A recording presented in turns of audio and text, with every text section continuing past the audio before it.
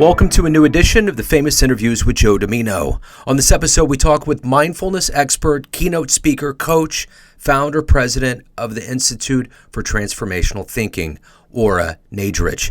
She is a sought-after expert in the fields of mindfulness, transformational thinking, and self-discovery. She is the author of Says Who, How One Simple Question Can Change the Way You Think Forever, and Live True, a mindfulness guide to authenticity. Named one of the best 100 mindful books of all time by BookAuthority. She gives all the necessary psychological armor to resist the dangers of our current state of affairs, which are unprecedented. Enjoy this interview. Excellent. Thank you for taking some time out today. I appreciate it. Sure, my pleasure. Before we get into your life, there's a lot that's going on in your life as a speaker and a coach and a mindfulness expert.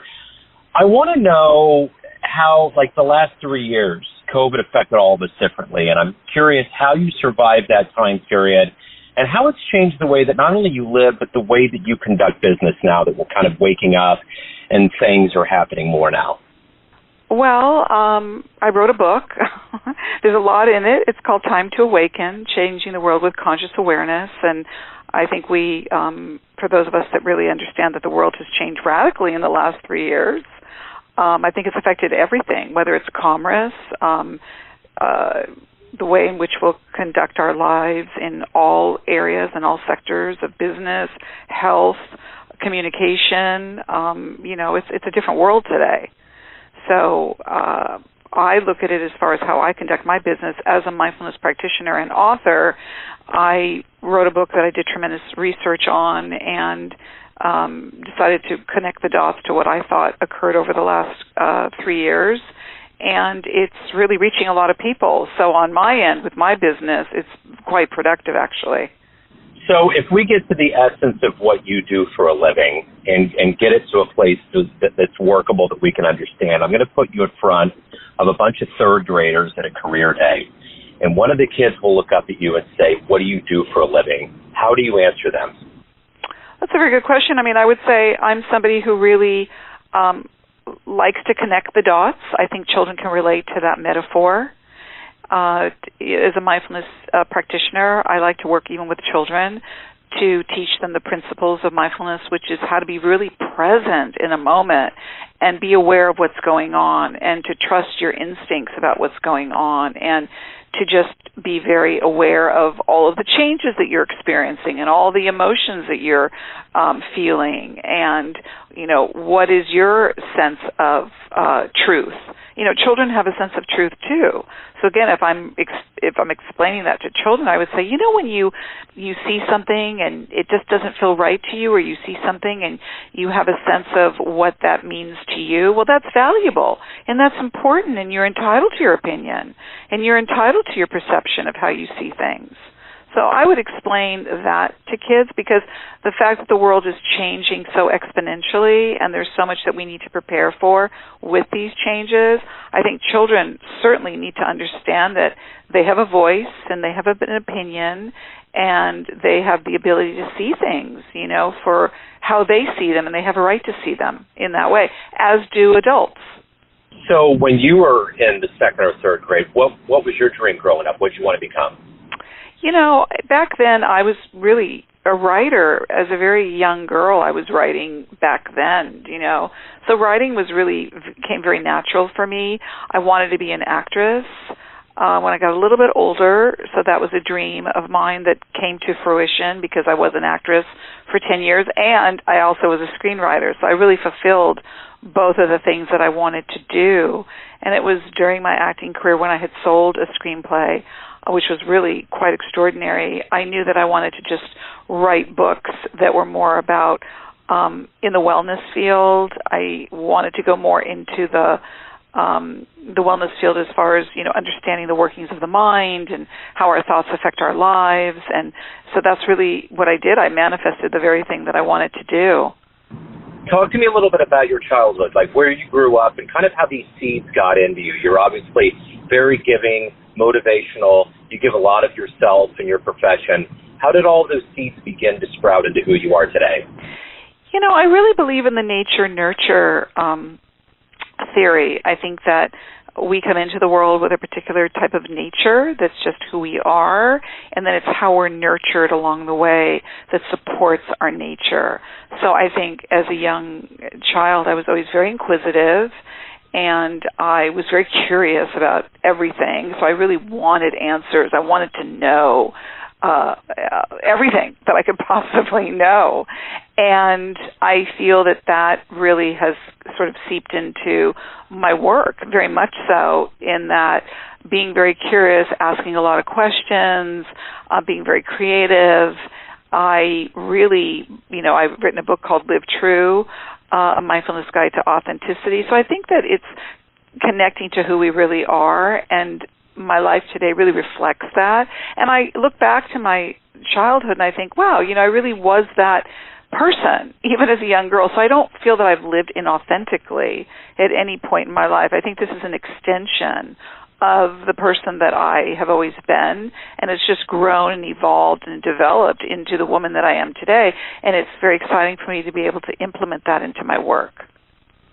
So who's been a role model for you? Somebody you've really looked up to consistently in your life? My mom has been such an extraordinary role model for me because she was, she raised 4 children, and then she went to open up a business of her own that she, really just decided to do. And she grew it and made it extremely successful. And she had a domestic agency, and she became known as one of the top agents in her field.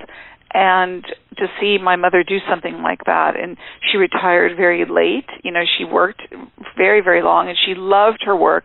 She was passionate. She really helped a lot of people because she was able to employ people, give them jobs and opportunities. So she has been my greatest role model in so many ways since, childhood, to really see this woman just be very proactive in life and to manifest the very thing that she wanted to do.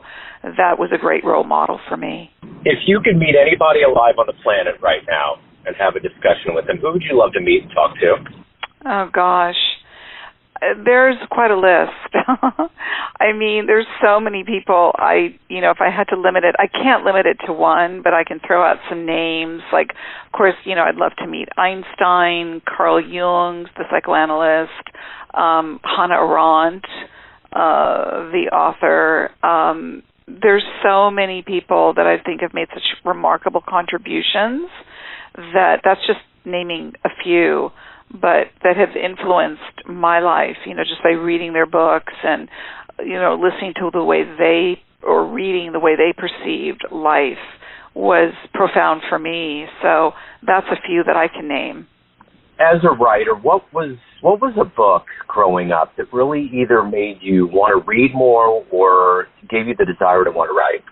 There were so many authors that really influenced me growing up that, obviously as an actress, when I came to really start to read the work of Shakespeare,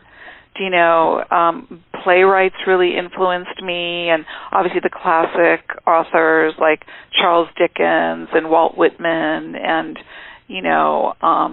there were so many. It's just even hard to name all of the extraordinary authors that contributed their work. Even people like Anna E. Nin and D.H. Lawrence and again Hannah Arendt. Poets, E.E. Cummings, I was so passionate about authors as I was growing up that I would just inhale books. I would read everything that I could possibly get my hands on. And, I feel that I was influenced by quite an array of so many talented authors that, like I said, contributed so much to humanity.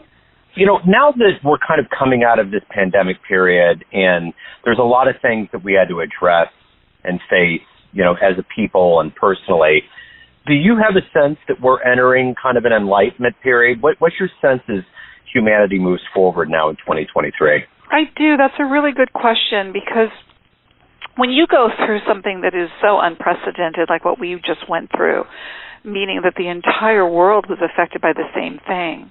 So, in our lifetime, we've never seen anything to the likes of this. So with that comes tremendous changes. And I do look upon this time as a time of a great awakening. I never looked at what happened during this time as like, oh, this is about this, novel virus that's affected the entire world, and now we have to live with this. We went through so many unprecedented changes. We had to go through so many things that were very unnatural for us. Things like being in lockdown and social distancing and being isolated and really being in a constant state of fear. But, when you look at a time like that we've just witnessed, it gives us an opportunity to really grow and evolve and learn. And I don't think any of this time should have been wasted. I think a lot of people wanted to hurry this time along and go back to life the way it was, but I don't think that life is the way it was. I think we're entering into a whole new evolution. I think there's a lot of changes that are happening. We have advanced technology, things like AI. There's so much that we're facing today. It's just a lot, So it's a great opportunity to grow. And as I say in my book, Time to Awaken, it's time to wake up to the changes so that we are really in step and we're aware of the changes that are happening right before our eyes and we're well prepared. So as someone that has to dole out a lot to people to help them change their lives, you obviously have to give a lot, but you have to keep a reservoir for yourself because you have yourself to take care of. How do you parlay that out? How do you balance that? I really am someone who believes in balance. I do, because I feel like that's what people suffer from the most. They feel like they either have worked too hard or they're exerting themselves too much or they're overly stressed. And we oftentimes don't even know the toll that takes until we really feel it. We can feel, the emotional weight of that. And that's why people sometimes feel depression or they feel anxiety, So I'm a big believer in balance. It's something that I've really tried to implement into my life so that I take time to do things that are about what I call refilling the well. Because if you're giving out all the time and you're exerting energy, which, those of us that really are doers, we put a lot out. You have to know how, again, to put back and to replenish the well. So, that I'm a big meditator. I've been a meditator for a very long time. I think that's really important. I take time to just, not be on my devices. I love to walk on the beach. I think wellness and health is really important. So to do things for ourselves that really optimize our health. I don't like that feeling. I don't like the feeling when I've overexerted myself. And having just written a book, that was, really demanding of me. So I took time off, because I knew it was going to be a very busy time for me with interviews and all the things that I'm doing around the book. And again, it's that balance. That balance can be like take a weekend and just do nothing but, nurture yourself. So I'm a big believer in that, and I try to really keep that balance going in my life. So if you have a dream tonight, you run into the 20-year-old version of yourself, and you could give that version of you a piece of advice based on what you've lived, the wisdom you've gained, the things that you've overcome. What would you tell your young version? I would say, really trust yourself, really love yourself, believe in yourself, listen to yourself, don't be influenced by others as far as know who you are and trust that who you are is enough. And trust your inner wisdom. And if you feel that you need some other wisdom, ask those that you respect. I feel like I live like that a lot as a young woman, but I think the most important thing to really drive home here is to tell myself, just trust who you are and live authentically. When you get to the end of the proverbial day, how do you look back and quantify that day and say it was a good day? I really qualify my time by saying, was I productive? Was I constructive? Was I living authentic in the day? Was I able to do work? Was I able to communicate? Was I able to do all the things that I put out into my day that really reflect my truth, my values, my aspirations? That's a day that I feel that I can look back on at the end of the day and say, I was really true to myself today, and I did my best today. I know that I really gave the day what it deserved, and I feel like I did my best. What's been one of the best client responses or fan letters you've ever gotten from the work you've done? I'd have to say that it's really been a lot around my first book, Says Who, because that was the first book I wrote, and it's a book based on a cognitive method that I created for transforming negative and fear-based thoughts. And I've gotten so many feedback from that book with people saying, wow, you really helped me change the way I think. Your Says Who method has really changed my life. It really helped me learn how to be the creator of my destiny, to be able to really manage my thoughts intelligently and to know that I don't have to be at the effect of those types of critical and negative thoughts that really get in the way of me reaching my goals. So that book gets a lot of support and feedback from people. I get it till today, even though I just have a new book that just came out, which I'm getting a lot of wonderful positive feedback from that. But I look at Says Who as a book that people will tell me over and over again how much it's changed their life, because they have really taken responsibility for the type of thoughts that they hold on to help them reach the life that they have always dreamed of. So everyone out there has a perception of you, an idea of who they think you are, your family, your friends, your readers, your clients, but you ultimately live your life. What's your perception of you? Who do you think you are? I think I'm a truth sayer. I think I am very committed and passionate to helping people live their best self, and I am somebody who really is passionate about just spreading light and love out in the world. It really motivates and inspires me to share the way I see life in this world, that I can reach so many people and encourage them to live the best of who they are.